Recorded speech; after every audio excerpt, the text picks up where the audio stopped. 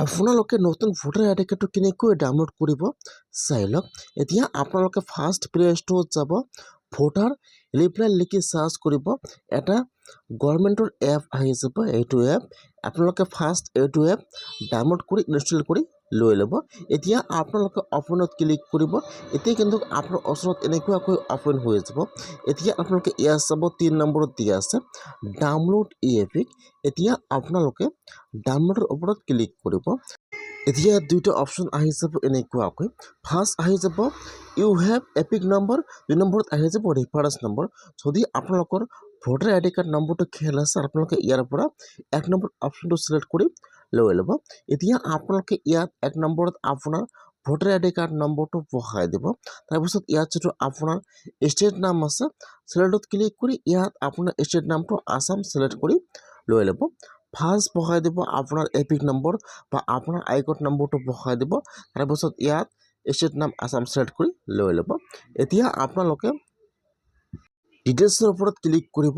ইয়াত আপোনাৰ নাম, আপোনাৰ গাৰ্জেন নাম, ইয়াত আপোনাৰ ডিটেইলছ সকলো আহি যাব এনেকুৱাকৈ। ইয়াত চাব, ইয়াত সকলো আহি যাব এনেকৈ। আপোনালোকে চাই ল'ব যে ইয়াত এইটো আপোনাৰ নাম হয় নে নহয়।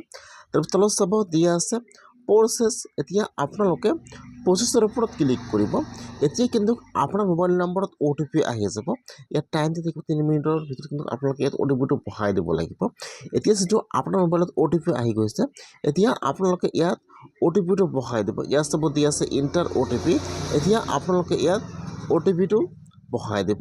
OTPটো বহাই দি আপোনালোকে এতিয়া ভেৰিফাই ডাউনলোড এপিকৰ ওপৰত ক্লিক কৰিব।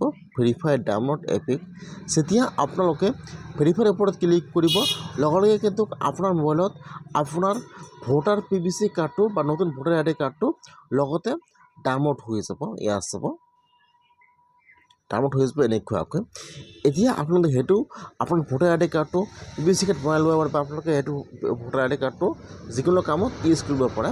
যদি আপোনালোকৰ ভোটাৰ আই ডি কাৰ্ডটো হেৰুৱাই গৈছে বা নষ্ট হৈ গৈছে, বা আপোনালোকে নতুনকৈ ভোটাৰ আই ডি কাৰ্ড আবেদন কৰিছে, আপোনালোকে এতিয়াও ভোটাৰ আই ডি কাৰ্ডটো পোৱা নাই, তেনেহ'লে আপোনালোকে এনেকুৱাকৈ ভোটাৰ আই ডি কাৰ্ডটো ডাউনলোড কৰক আপোনালোকে আপোনাৰ নিজৰ মোবাইলৰ পৰা।